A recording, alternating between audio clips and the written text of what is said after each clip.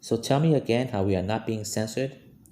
YouTube tweaks algorithms to fight 9/11 truthers, flat earthers, miracle cures. This particular article is written on January 25th, 2019.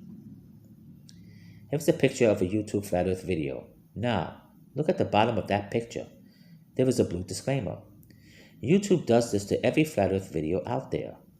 As of 2018 and 2019, YouTube started changing the algorithms pertaining to every flat earth video. This is done in order to hide the video. When changes in algorithms take place, the general public are less likely to see its contents, and hence they are less likely to be given an opportunity to examine the alternative to the globe earth model. This is censorship. This is suppression of information, and it has to stop now. This is similar to various postings I shared on my Facebook page with reference to COVID-19. Here is a picture of one such post.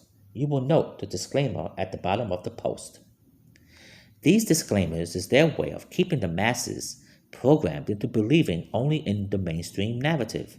This is called propaganda. It is also called grooming. They are literally telling us to only believe in one narrative without looking at the other side of the coin. What are they so afraid of? Why are they so afraid of flat earthers? Why do they go out of their way to change, suppress, or censor flat earth videos and websites? They must think that we are a pretty big threat to their matrix and pseudoscientific nonsense to go to such extremes. Here is another post I shared on my Facebook page with reference to COVID-19 with another disclaimer. They do this all the time. Google is no different. The following is a picture of a search I performed on Google with reference to the Apollo missions. As you can see, I typed in evidence of fraud 1969 to 1972, and guess what? Google gave me the opposite. Page after page after page after page, I got the opposite.